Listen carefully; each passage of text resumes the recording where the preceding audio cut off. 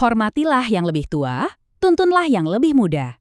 Kedengarannya simpel ya, tapi prinsip yang kuat ini sering banget loh kita lupakan dalam hubungan sehari-hari. Nah, hari ini kita bakal kupas tuntas gimana caranya membangun jembatan antar generasi secara praktis. Oke, coba deh kita jujur sama diri sendiri. Pernah nggak sih ngerasa ada jurang di antara generasi? Mungkin kamu yang lebih muda ngerasa, duh kok nggak dengerin aku sih? Atau sebaliknya, Anda yang lebih dewasa mikir, anak zaman sekarang kok nggak ada sopan-sopannya ya? Gesekan ini tuh nyata banget teman-teman. Terjadi di keluarga, di lingkungan, bahkan di gereja. Pertanyaannya, gimana dong cara matasinnya? Nah, untungnya Alkitab itu ngasih kita semacam blueprint loh. Coba dia perhatikan kata-katanya. Menasihati dia sebagai bapak, bukan menghakimi, bukan menyalahkan. Ini tuh bukan soal siapa yang benar atau siapa yang salah, tapi soal sikap hati kita. Fokus utamanya itu di hubungan, bukan di konfrontasi. Jadi, inilah inti dari obrolan kita hari ini. Kita mau lihat gimana caranya membangun sebuah jembatan yang kokoh. Dan ingat ya, jembatan ini bukan jalan satu arah. Ini jalan dua arah, tempat kasih, hormat, dan hikmat bisa ngalir bolak-balik antara generasi muda dan generasi yang lebih tua. Ini poin yang penting banget. Sehat atau enggaknya sebuah komunitas, mau itu keluarga kita, gereja, atau masyarakat luas, itu benar-benar bergantung sama kuatnya hubungan antar generasi ini. Kalau hubungan ini rusak, wah yang jadi taruhannya itu masa depan kita bersama. Yuk, kita mulai dari pilar pertama jembatan kita. Ini panggilannya buat generasi yang lebih muda nih. Tanggung jawabnya adalah melihat ke atas, ke mereka yang sudah jalan duluan, dan memberikan rasa hormat. Terus, kenapa sih kita harus hormat? Nah, ini bukan sekedar soal umur loh, tapi ini soal penghargaan tulus kita. Penghargaan atas apa? Atas pengalaman yang udah mereka kumpulin, atas pengorbanan yang mungkin kita nggak pernah lihat, dan atas seluruh proses hidup yang membentuk mereka sampai sekarang. Intinya, kita menghargai perjalanan hidup mereka. Dan ternyata, ini bukan cuma ide yang bagus, tapi ini perintah. Coba deh perhatiin bahasanya. Kuat banget kan? Bangun berdiri, itu tuh tindakan aktif yang sengaja kita lakukan buat nunjukin rasa hormat. Ini cerminan dari sikap kita yang takut akan Tuhan. Ini nih definisi yang penting banget buat kita pegang. Dengerin baik-baik ya. Hormat itu bukan berarti kita harus selalu setuju sama semua pendapat mereka. Sama sekali bukan. Hormat itu soal gimana sikap kita. Tetap rendah hati, tetap sokan cara ngomongnya, bahkan pas kita lagi beda pendapat. Kuncinya di situ. Oke, sekarang kita pindah ke pilar kedua jembatan ini. Sama pentingnya loh, ini panggilannya untuk generasi yang lebih dewasa. Sebuah tanggung jawab rohani untuk melihat ke bawah, ke mereka yang bakal nerusin perjalanan ini. Dan tugasnya adalah menuntun mereka. Nah, ini gambaran yang pas banget kan? Dinamika dua arahnya, seimbang. Yang muda menghormati, yang tua menuntun. Ini kayak tarian, kayak kemitraan. Kalau salah satu aja nggak ngejalanin perannya, jembatan ini bisa jadi timpang, bahkan bisa runtuh. Terus gimana cara nuntun yang benar? Kuncinya bukan pakai tangan besi, tapi pakai hati yang membimbing. Ini soal pilihan kita secara sadar. Pas mereka salah, kita pilih buat ngebimbing, bukan ngehakimin.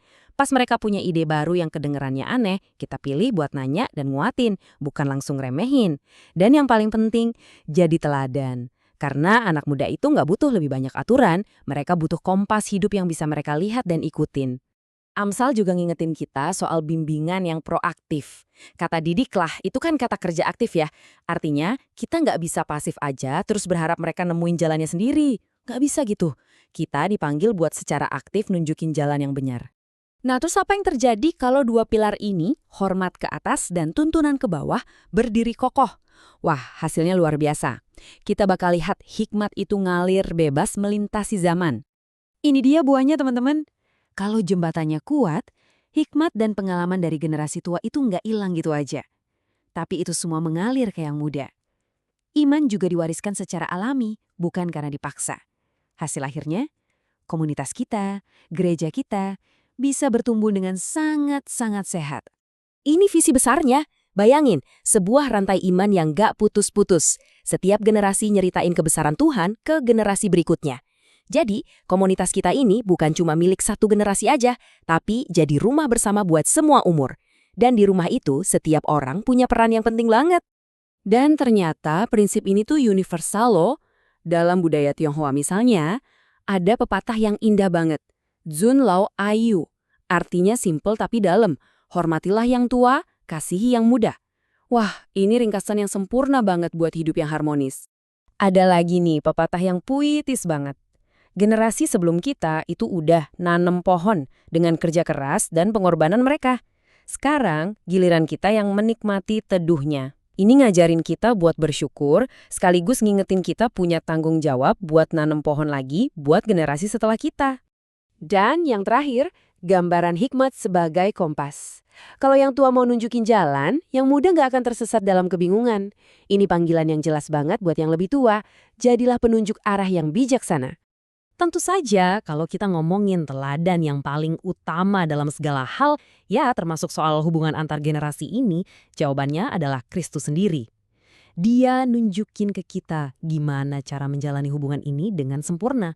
Yesus itu hormat sama para tua-tua dan hukum Taurat. Tapi di saat yang sama, coba lihat deh hatinya buat yang muda. Dia nggak pernah ngabain mereka. Dia panggil mereka, dia ajar mereka, dia bentuk generasi penerus. Nah, dalam Kristus, nggak ada tuh satu generasi yang lebih penting dari yang lain. Semua sama berharganya. Nah, setelah kita lihat semua ini, pertanyaannya sekarang balik lagi ke kita masing-masing. Ini bukan lagi sekedar teori, teman-teman. Ini udah jadi panggilan pribadi buat kamu dan saya. Jadi, buat kamu yang hari ini posisinya lebih muda, tantangannya jelas banget. Yuk, ambil langkah pertama buat bangun jembatan itu. Belajar dengerin, belajar menghargai, dan tunjukin rasa hormat. Bahkan pas kamu nggak ngerti-ngerti amat. Dan buat Anda yang posisinya lebih dewasa, panggilannya beda lagi. Jangan menarik diri. Justru terimalah tanggung jawab rohani itu untuk membimbing, menguatkan, dan jadi teladan buat mereka yang datang setelah Anda. Sebagai penutup, yuk kita renungkan ini. Masa depan komunitas kita, keluarga kita, itu nggak akan pernah bisa dibangun di atas pertentangan antar generasi. Nggak akan bisa. Masa depan itu dibangun di atas jembatan. Jembatan yang pilarnya adalah rasa hormat dan semennya adalah kasih dan hikmat. Jadi, pertanyaannya buat kita semua, jembatan apa yang akan kamu mulai bangun hari ini?